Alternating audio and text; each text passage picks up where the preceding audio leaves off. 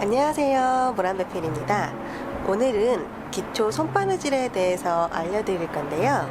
손바느질만 할 줄 알아도 여러가지 소품들 그리고 인형옷도 만들 수가 있어요. 자주 쓰이는 손바느질과 알아두면 유용한 손바느질 몇 가지 알려드릴게요.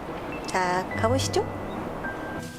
오늘은 바늘하고 실, 쪽가위, 그리고 선을 그리고 하고 싶으시다면 자하고 초크를 준비해 주시면 돼요. 저는 흰 천에 잘 보이도록 빨간색 실을 준비했습니다. 제일 먼저 시침질이라는 건데요. 시침질은 두 장의 원단이 움직이지 않게 살짝 고정해 주는 거예요. 시침핀이라는 거 아시죠? 시침핀으로 이렇게 살짝 찝어주는 효과인데요. 시침핀으로 꽂아놓으면 움직이다가 다칠 염려도 있고 원단에 따라 손상이 될 수도 있으니까요. 이렇게 실로 시침질을 해주는 거예요. 시침질은 실 한 겹으로만 해도 됩니다. 고정해주는 의미니까 선대고 할 필요도 없고요. 그냥 이런 식으로 듬성듬성 여러 땀을 한꺼번에 해도 상관없고요. 보통은 이런 식으로 시침질을 해주고요. 아주 얇은 원단인 경우에는 두 개의 원단이 막 이렇게 미끄러지는 원단이 있어요. 그럴 때는 이렇게 실이 사선으로 나오게끔 이런 식으로 전체 면을 채워주면은 원단이 움직이지 않게 바느질을 할 수가 있어요. 그건 좀 고급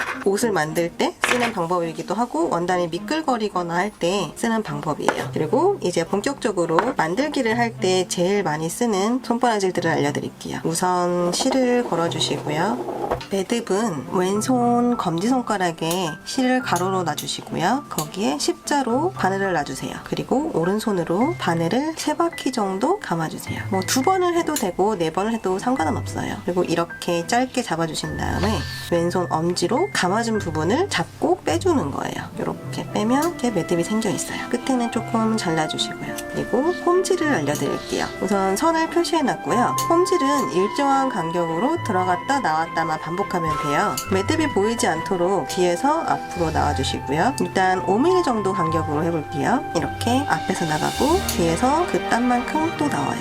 가장 기초적인 손바느질이고요. 이제 빨리빨리 만들거나 좀 박음질이 어려우신 분들은 홈질로 무엇이든 만들 수는 있어요. 그런데 아무래도 박음질이라는 일반적인 바느질 방법보다는 조금 약하기도 해서 홈질은 박음질에 비하면 그렇게 많이 사용되진 않는 것 같아요. 이렇게 여러 땀을 한꺼번에 할 수도 있어요. 그래서 빨리 할 수 있어서 그런 장점이 있죠. 자, 이제 매듭을 지어볼 텐데요. 매듭을 아까 뒤에서 지었으니까 지금은 밖에서 보이게끔 보여드릴게요. 바늘을 실 바로 옆에 놔주시고요. 실로 바늘을 3번 감고 잡아주시고요. 이렇게 빼주세요. 그럼 매듭이 잡혔죠? 이렇게 하는 방법도 있고요. 또 다른 방법으로는 왼손에 실을 잡고 오른손으로 바늘로 이렇게 왼쪽에 실을 걸고 바닥에 딱 맞게 잡아주세요. 그리고 여기를 누르고 그럼 매듭이 지어져요. 이렇게 한 번 되었고요. 이것도 한 3번 정도 반복해주면 아까랑 똑같은 크기의 매듭이 완성됩니다. 이렇게 매듭 지으면 깔끔하고 쉽게 매듭을 지을 수 있어요. 그 다음은 박음질이라고 하는데요. 보통 재봉틀들이 하는 기능들이 대부분 박음질이잖아요. 대부분이 아니라 모든 바느질이 다 그렇죠. 그 재봉틀 모양처럼 박음질도 손바느질도 할 수 있어요. 다른 말로는 온박음질이라고도 합니다.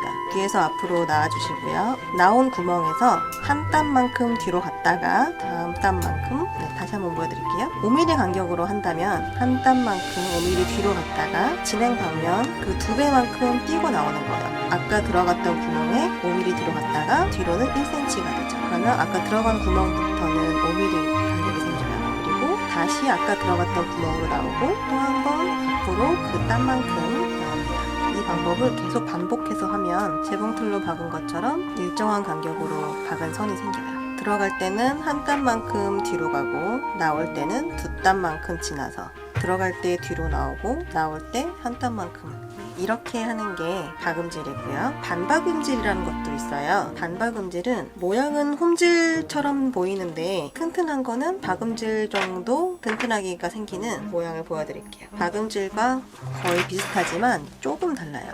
일단 뒤에서 앞으로 나와주시고요. 이번에는 땀수로 크기를 조금 줄여서 5mm의 반 정도만 뒤로 갈게요. 그리고 앞으로는 5mm 한 땀 크기만큼 나옵니다. 그러면 아까보다 작은 땀만 생겼고 나오는 방법은 동일해요. 그럼 뒤로 갈 때 아까 박음질은 처음 실 나왔던 구멍 그대로 들어갔지만 반박음질은 이거의 반만, 그래서 이름이 반박음질이에요. 이제 경우에 따라서 이 크기를 조절해서 더 조금만 할 수도 있고 더 크게 할 수도 있어요. 이런 식으로 뒤로는 반만 가고 앞에 나올 때는 동일하게, 뒤로 가는 건 생기는 바느질 선만큼 조금만 가고 앞으로는 그거의 2배 이상 또는 자기가 정한 대로. 이렇게 되면 꼭 홈질을 한 것 같잖아요. 근데 뒤를 보면 이렇게 박음질 한 선처럼 생겼어요. 이걸 반박음질이라고 합니다. 공구르기를 해볼 텐데요. 공구르기는 무언가를 뒤집어서 가운데 창구멍이라는 걸 내고 뒤집었을 때 남은 부분을 메꿔주는 손바느질이에요. 우선은 시침질을 한번 해놓고, 자, 2장을 만들어서 뒤집었다고 생각하고 한쪽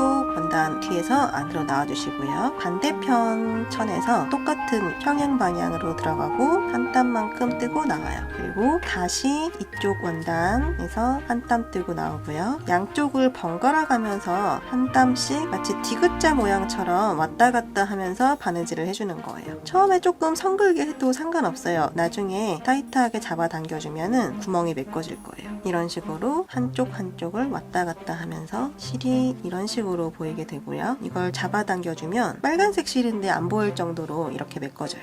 매듭은 밖에서 한번 해준 다음에 튼튼하게 2번 할게요. 반대편으로 그냥 잡아당겨주세요. 그러면 매듭이 조금 가려지게 돼요. 바짝 잘라주면 됩니다. 이번에는 감침질이라는 걸 보여드릴게요. 감침질은 공구르기처럼 이렇게 양쪽 2장을 잡아놓고 실을 한 방향으로 계속 사선 방향으로 실이 보이게끔 바느질 해주는 거예요. 바늘이 들어가는 방향은 평행하게 일정한 간격으로 해주셔야 예쁘게 모양이 나와요. 감침질은 속으로 들어가서 보이지 않는 곳에 시접 처리를 해주거나 이렇게 일정한 간격으로 모양을 잘 하실 수 있으시다면 장식적인 용도로도 쓰일 수 있어요. 이렇게. 그리고 저 같은 경우는 장식선으로 넣을 때 다시 한번 뒤로 똑같이 통과를 해주기도 합니다. 그러면 이렇게 X자 모양으로 나와요. 아까 왔던 길을 그대로 똑같이. 원래 장식 바느질이라는 건 별 기능은 없어요. 그냥 모양이 예쁘게 보이게끔 장식을 넣어주는 거거든요. 네, 이런 식으로 하면 사선은 감침질이었고요. 다시 뒤로 가면서 X자 모양을 장식을 선을 줄 수 있어요. 이번에는 세발뜨기라는 걸 보여드릴 텐데요. 이제까지는 오른손잡이의 경우 오른손에서 왼쪽으로 바느질을 해갔지만 세발뜨기는 진행 방향이 반대예요. 왼쪽에서 시작해서 오른쪽으로 모양이 생길 거예요. 단처리를 할 때 혹은 카라나 깃 같은 걸 달 때 시접을 안에 넣고 덮어지는 부분 바느질을 하거든요. 우선 시작은 뒤에서 나옵시다. 다음 땀만큼, 예를 들어 5mm 정도 간다면 밑에 바로 한 땀 살짝만 나온데 반대편에 한 땀만큼이 5mm라고 친다면 요만큼만 가서 아주 조금, 실을 한 2-3올만 잡는다고 생각하고 살짝만 떠주시고요. 그러면 다음 땀은 아래쪽에 그거의 2배만큼, 그러니까 나왔던 거에 5mm 정도 가는 거죠. 밑에서 살짝, 밑에도 역시 2-3땀만. 그러면 X자로 모양이 생기죠. 이걸 계속 반복해주세요. 세발뜨기도 기능적인 면보다는 장식선의 역할이 좀 더 크기 때문에 일정하게 했을 때 굉장히 예쁘게 보일 수 있어요. 그리고 이왕 장식 바느질 하는 거 레인보우사라는 게 있거든요. 그러면 바느질 중간중간마다 색이 계속 바뀌어요. 하나의 실에서. 그러면 좀 더 예쁘게 장식할 수 있어요. 이런 모양으로 바느질을 배는 것이 세발뜨기라고 합니다. 고급 맞춤 의상이라든지 그런 거 할 때 단철이나 깃 같은 거 달 때 예쁘게 바느질하는 방법입니다.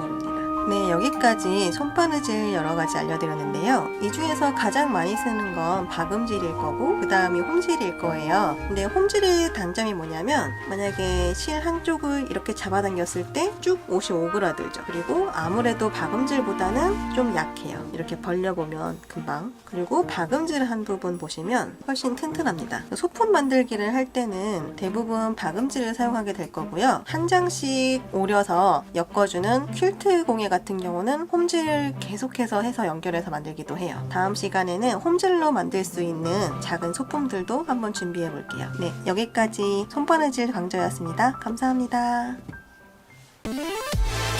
구독, 좋아요 많이 눌러주세요.